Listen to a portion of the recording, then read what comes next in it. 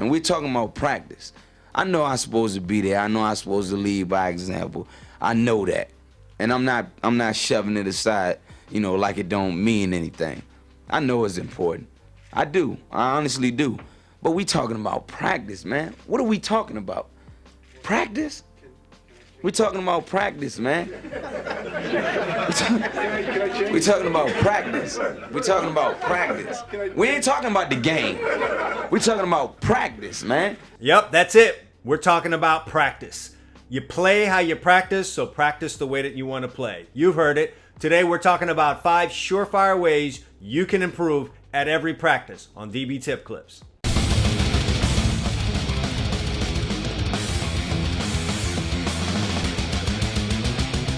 No one made the word practice more famous than Allen Iverson in that interview. They call him the answer when he was on the court.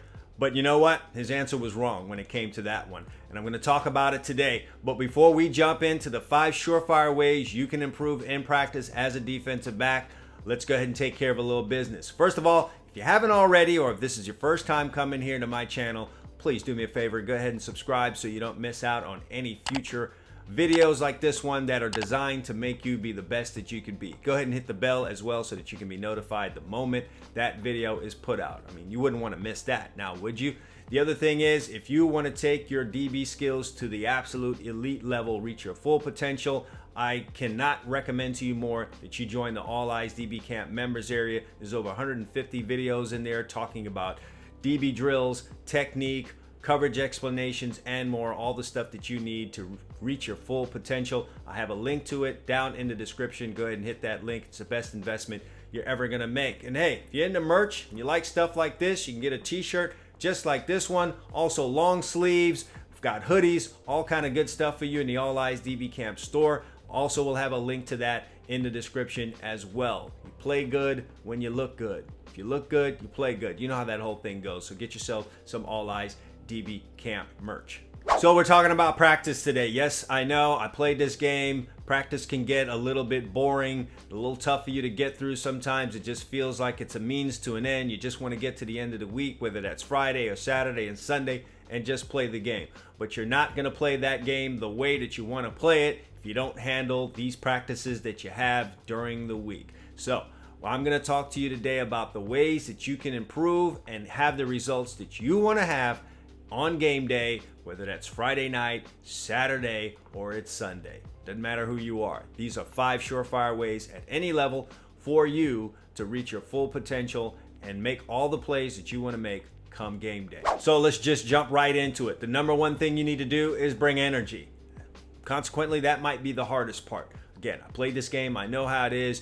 You get to the end of classes, or you're really up early part of the day and you're not really a morning person and you just want to ho-hum and just take your way through practice and not really, give an energy. You just want to blow this one off, get through it, and just get on to the next day. You're hurting yourself every time you do that. Every time you step out on that field and have a practice, it's a chance for you to get better and make one more play out on that field come game day. So you've got to set the right mindset. The number one thing you don't want to do is get into any of these groups or crowds that happen in the locker room or in the meeting rooms where guys are talking about how they don't want to practice. The moment you hear that, you want to separate yourself from that. And if you're one of the team leaders, you got to insert yourself in there and change those guys' mindset around.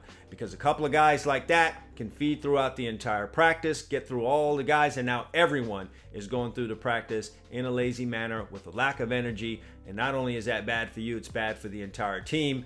And that's the thing losses are made out of. So you've got to come in there with some energy. You've got to come in there looking to be hyped. I know it's tough to be that all the time, but if you don't come in there with some energy, you're really not going to accomplish much. So have that mindset coming in that you're going to bring some energy and some fire to practice. The best guys that have played this game have been those type of guys, those Ray Lewis type of guys that are hyped, that bring the energy to practice, get guys going, and now everyone is feeling the juice. And if the guys around you get it up and going, you're going to want to do it too, and everyone feeds off of each other. And that's just really how you get the most out of every practice, and the best teams are able to do that. Bring energy to practice. Just got to share this story with you guys as it relates to energy.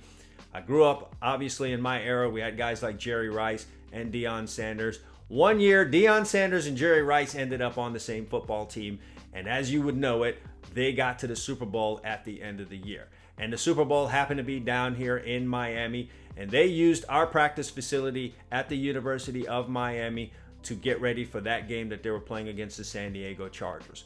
One of the practices, a couple of teammates and I went upstairs into the coach's office where you could see down onto the practice field, and we just watched the San Francisco 49ers practice. The two best players on this team are Jerry Rice and Deion Sanders.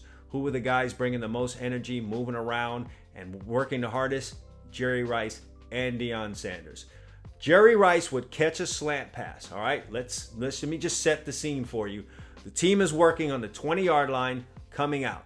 Jerry Rice would catch a slant pass, run all the way to the end zone, another 60 yards or so, turn around, jog it back, and catch his next rep and do the same thing all over again if he happened to get the pass on the next play. It was an incredible display of energy. That wasn't it. When the ones came off the field, Jerry Rice stood off to the side. He got one of the athletic trainers to throw him footballs over and over and over while he was on the sideline until it was his time to go back in. When the defense, number one defense, was out on the field, if the play was to the other side of the field, Deion Sanders, a guy with a tremendous amount of athletic ability, Mr. 4.240, all the natural ability in the world, would go chase the ball if it went on the other side of the field from where he was all the way to the other side of the field and run himself back over. These are the two best players on that team showing the most energy, and it just looked like everyone else fed off of it. When the horn blew and it was time to go to another part of the field for a different part of practice, Jerry Rice, Deion Sanders at a full sprint running over there, bringing energy, understanding what it is you need to do to get better. And when the two best guys on your team are doing that, everyone else is coming along. As it would turn out, from that point, watching that day, I knew for sure the San Francisco 49ers were winning that Super Bowl. 49-26 was the final score of that Super Bowl. I'll never forget it. On that day, I knew that was the best team in the world at that time. 1994 was the year, and I knew that was the best team. Why? Because those guys were at practice, bringing the energy and being the best that they could be. They definitely could have shut it down. Both of them were at the top of their game. Everyone telling them how great they are, and that didn't matter to them. They went full speed and brought the energy. So Jerry Rice and Deion Sanders, two guys with gold jackets, could do that deep into their career, then guess what you need to do? Bring energy to practice. Number two is set goals. That's going to help you bring energy to practice. It doesn't matter what practice it is. Make this your new practice. Every time you have a practice, set goals. And this is not something you're going to do right before practice. Practice is over the day before. Set goals right then and there for what you want to accomplish the next day. When you're done with that practice, you know what you did or didn't do. You know what you got right. You know what you want to accomplish in the next day's practice. Set those goals for the next practice the day before. This is not something you need to do the day of. The day of is the time for the doing. The day before is the time for planning. But set goals. What do I want to get? 2 interceptions today, or I want to get my hands on 5 footballs today, or I want to make a certain amount of tackles, or I don't want a ball caught on me. Whatever the case may be, it depends on how your practice is structured, but you need to go ahead and set goals. When you set goals, you have something to strive for. It builds your desire, and now you have the energy to go attack those goals. You want to be able to go into a book, and you do want to write these goals down. It's just not something you want to have in your head.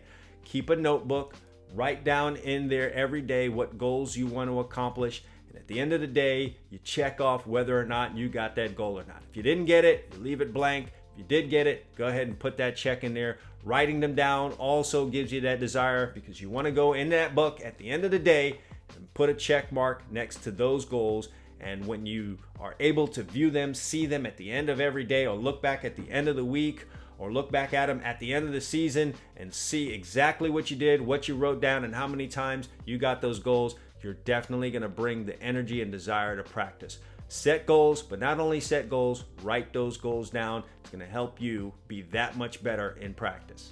The third way you can absolutely get better in practice is take mental reps. This is so underrated. A lot of times a guy's only engaged in practice when he's actually taking a rep. So if you're in your individual period, you're only paying attention, you're only engaged when you're doing the actual drill, whether that's a tackling drill, a footwork drill, backpedaling, whatever the case may be. Or you're only engaged when you're in on 7-on-7, and when you come off the field, you let your mind wander, you start talking about all kinds of different other things that have nothing to do with getting better on that football field. You gotta take mental reps. When it's not your turn, you're paying attention to the guys that are taking the reps. You're watching the guys do the drills, you're watching the guys go through the reps, and you're learning. You're either learning through watching them, or you're learning through listening to the coach, correct them, or give them some praise for something that they're doing.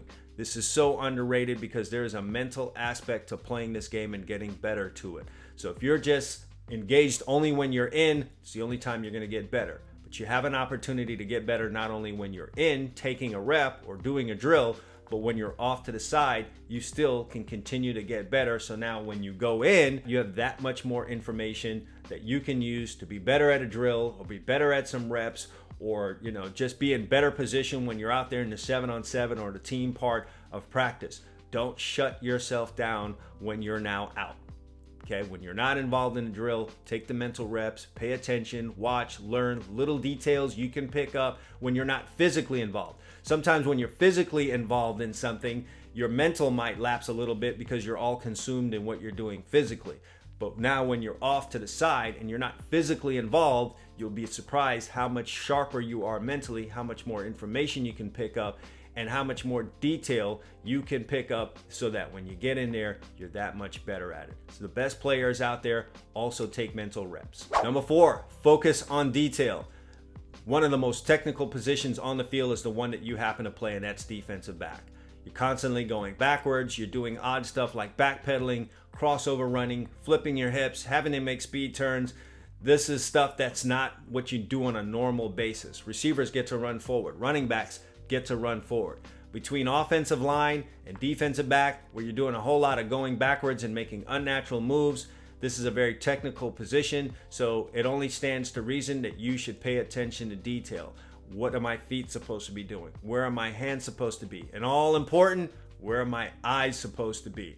Pay attention to those little details. If you don't pay attention to those details, you'll end up being sloppy in your technique. And technique at defensive back, like it is at offensive line, is everything. Sometimes you can get away with having a little bit of sloppy technique at linebacker. Not really, but maybe more so than you can at defensive back. And when we make a mistake at defensive back with our technique, you guys know what happens. Big plays and touchdowns. So be focused on the little details. Everything you hear that coach saying, all the little stuff that he's trying to tell you so that you can maximize a drill and be really, really good in a drill, you must pay attention to. When he's telling you where your eyes are supposed to be, what your feet are supposed to be doing, what your hands are supposed to be doing, all of that stuff matters and it's important. Pay attention to it and make sure you are putting your eyes, your feet, your hands exactly where they're supposed to be. You've got to imitate exactly what it is that coach is doing because all of the little details matter. So one of the great ways that you can help yourself in practice is pay attention to the details. And the final surefire way you can improve in practice is to stay after practice. There's nothing like that extra work, whether that's staying after or coming early. Sometimes I know your ride is there for you right after practice. You may have to ride on a bus and the bus driver is not waiting for you after practice, so you don't have that ability to stay after. If that's the case for you, then you've got to improvise. Now you get out to practice earlier. You get dressed, you don't mess around, you get out there earlier, and you spend the extra 5 or 10 minutes before practice working on one specific skill. If you're staying after or before practice to get an extra work, the best thing for you to do is pick one particular skill and work on that for 10 minutes. Don't try to do a whole bunch of things in that little period. Take 10 minutes and focus on one particular skill. I would say that skill should be what's the most important thing for you on defense. So if you're a team that plays a lot of press coverage, I would say spend the 10 minutes working on your press coverage. All right, working on where your eyes are supposed to be, what your hands are supposed to be doing. If you guys play off a lot and you find yourself in a situation where you're backpedaling the most, or you've got a crossover run, or you're coming out of breaks a lot, playing from off, then I would work those 10 minutes on those particular things, whether that's your back pedal or your crossover run, or your bail technique, or coming out of your break, spend your time doing that. But it's either what's the most important skill for you at your position, the way you guys play your defense, or you can spend that time working on something that you know is a complete and absolute weakness for you. 10 minutes per day each week ends up being an hour, 60 minutes at the end of that week. You put that out over 20 weeks, that's 20 hours of work. If someone gave you 20 extra hours to do something, it only stands to reason that you're going to be so much better at it. So every time you go in early or you don't come out early and you give up that 10 minutes, you're giving up a chance for you to get really, really better. So the final surefire way for you to get better at practice is to stay after practice or get in and do the extra work before practice. That time adds up, your skills get better, and it's a great way for you to become elite. All of the best guys that are out there do this right here. Spend the extra time. And that's it. That's how you're going to become an elite DB and reach your full potential. Between that and joining the All Eyes DB Camp members area, that's how you're going to become the DB that you're supposed to be. You're going to reach your full potential. All right. So just want to remind you guys about the All Eyes DB Camp members area. Go ahead and join that. I've got a link for it down in the bottom. And then also, man, you can get a nice shirt like this one. Play defense. That's your motto. Not only on the field, but in life. Play defense. All right. You can get gear just like this: shirt, hoodies, long sleeves, all the stuff you like at the All Eyes DB Camp shop. Check it out down below. And if you guys want to get into the community right here and talk a little bit about some things, go ahead and drop a comment and let me know what is your favorite part of practice. Is it 7-on-7? Is it 1-on-1s? Is it the individual period? Probably not for a lot of you guys, but whatever the case may be, let me know what's your favorite part of practice, and I'd love to hear that from you, okay? All right, final thing is, guys, if you enjoyed this video and if it helped you out, like I know that it did, go ahead and hit the like button. Give it a share, and again, subscribe to my channel, hit the bell so that you will be notified the next time I put out a great video like this one that's going to help you be the best that you can be. All right, hope you guys enjoyed it, and as always, All Eyes DB Camp, consistency breeds results.